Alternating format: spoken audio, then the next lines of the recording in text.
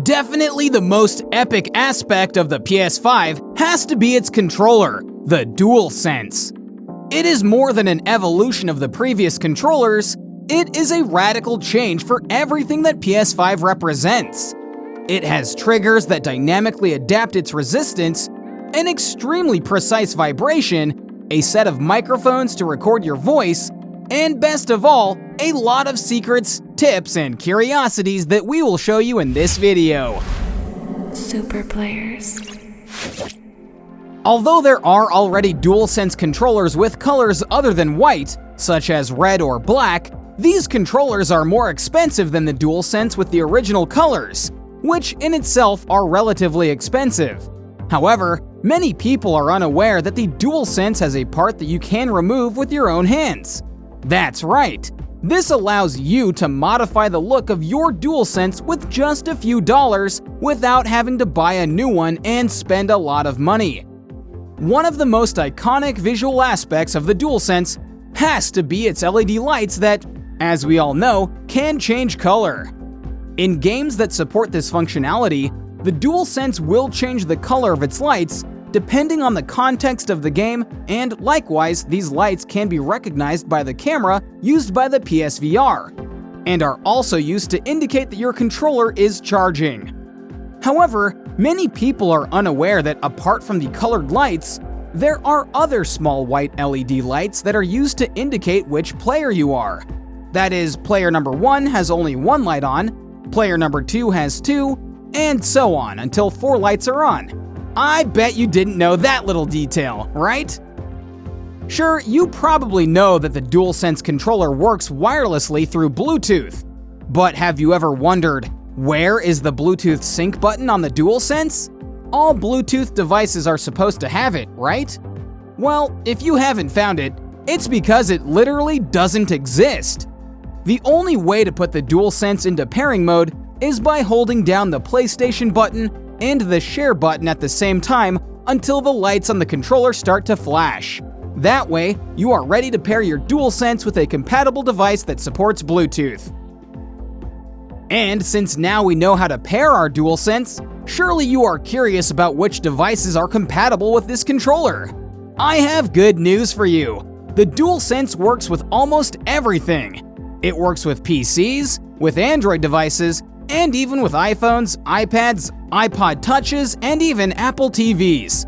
So in short, there are a lot of devices that are compatible. So yeah, the DualSense is a good option to have a modern and good quality control, even without having a PS5. Some people know that the DualSense has an included microphone that, in addition to allowing you to talk with your friends without the need for headphones, it also allows you to interact with some games. What few people know is that it is not a single microphone, but several microphones that are used together to reduce the noise that is around you and make you hear yourself better. Also, if you don't want to use this mic, you can press the mute button to mute it, and you will see an amber light come on indicating that the mic is not active. But did you know that if you keep the mute button pressed for a few seconds, you can make your PS5 not emit any sound? It's true! This is an extremely practical way to mute your console without having to use your TV remote control. However, a really bad thing about these microphones that few people know is that by default, they are always on. Sony, for its part, believes that this is a way to capture your emotion and excitement when getting a trophy in a game, and yet many people feel that this is actually a violation to their privacy. But don't worry. Don't be one of those people who tape microphones and cameras because they don't trust Big Brother. True super players know that the PS5 has an option that allows you to mute the DualSense by default. That way you can play quietly without feeling like someone is listening. Although in principle, having a microphone and a controller sounds like a great idea, in practice, it really is not. The best way to communicate with your friends using a DualSense will always be with a headset. Of course, the DualSense microphones can be useful for sending a quick voice memo or getting on voice chat while searching for your headset, but the quality will never beat just wearing a pair of good headphones. Also, did you know that when using the Dualsense microphones, you automatically lose power on the adaptive triggers? This is true. This is because since the microphones are inside the controller, the Dualsense adapts to offer less resistance and make your voice less noisy. Anyway, you lose power in the adaptive triggers and your voice sounds worse. It's a good gimmick, but please, for the sake of everyone's ears, wear headphones. Also, if you could buy a PS5, I think you could probably afford headphones, right? Haha. And speaking about adaptive triggers, if you have not had the opportunity to use a Dualsense, believe us when we tell you that it is one of the coolest things. Not all games implement this functionality, but those that do really add another level of immersion. For example, in shooters, you may feel the triggers change resistance depending on the weapon in your hands. The feel is very convincing, and for single-player games, they make everything feel more real. But for multiplayer games that are more competitive, they may actually put you at a disadvantage precisely because this resistance will slow you down by making the triggers harder and slower to press. The good thing is that you can deactivate the adaptive triggers functionality of the Dualsense in the configuration menu of your console, and you can activate them again when you are playing something a little more casual. Don't tell me you turn off your controller using the PS5 menu. I mean, you press the PlayStation button, then Accessories, then you select your controller, and finally you give the option to turn off. Nah, true super players hold down the PS button for 10 seconds. And this makes the Dualsense turn off without having to navigate through any menu. And yes, although this method is slower than the traditional way, it is easier to remember. And also, if you use this controller on PC, Android, or iOS, this is literally the only way to turn off the Dualsense without having a PS5. Another of the most interesting curiosities of the Dualsense is that, in addition to all the devices that we have mentioned, you can also use it with a PS3, which is quite cool. But the strangest thing is that you cannot use it with a PS4.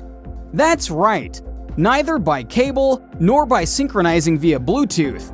It just can't be done. It's even in the official Sony documentation. This may change in the future with an update, but at the moment, it is not possible. This is even weirder, considering that you can use PS4 controllers for PS4 games on a PS5. The DualShock 4 was infamous for its short battery life, and that is why the Dualsense has a larger battery. This is necessary because this controller has much more technology, and precisely because of that, the bigger battery does not necessarily make the battery last much longer than the previous controller. Obviously, features such as adaptive triggers and the built-in microphones cause additional energy to be consumed.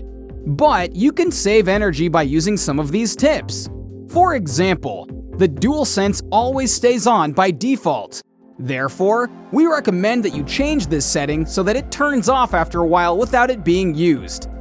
Likewise, you can decrease the intensity of the lights, the strength of the vibration, the volume of the speaker integrated in the controller, and even the intensity of the adaptive triggers. That way you can make your Dualsense battery last much longer. If for some reason your Dualsense is having problems connecting to your console, or is disconnecting spontaneously, or simply behaves strangely, you can reset it, using this official method recommended by Sony. To do this, find a pointy object, and insert it into this hole until you press the button inside it for 5 seconds. Once this is done, you can connect the Dualsense to your console using a USB-C cable, and your controller will be working like new. Another super interesting detail of the Dualsense is that it has a texture on the back that allows you to hold the controller more firmly in your hands. This detail is important because if you sweat from your hands, you can still continue playing without major problems. But the coolest thing is that if you pay attention and get as close as possible to this texture, you will realize that it is full of PlayStation icons. It is not very easy to see with the naked eye, but this same texture is also on the console itself, and is one of the coolest details of the Dualsense and the PS5. Have you ever wondered what happens if a friend comes to your house and brings his Dualsense to play with you? But you can't find your USB-C cable to pair it to the PS5? How do you synchronize your friend's controller? Easy! Put it in pairing mode and look for it in the Bluetooth accessories option. That way you can add that other controller without having a cable nearby. And to wrap it up, if you are really lazy typing to your friends using your Dualsense, or even using your phone with the PlayStation app, there is a much more comfortable option that could be useful. When you go to write a message, press the button with the microphone icon, say the message you want to send to your friend through the Dualsense microphone, and it will automatically start writing it for you. This way you can write a lot of things, making the slightest effort. Definitely one of the most awesome secrets of the PlayStation 5 Dualsense. Super players.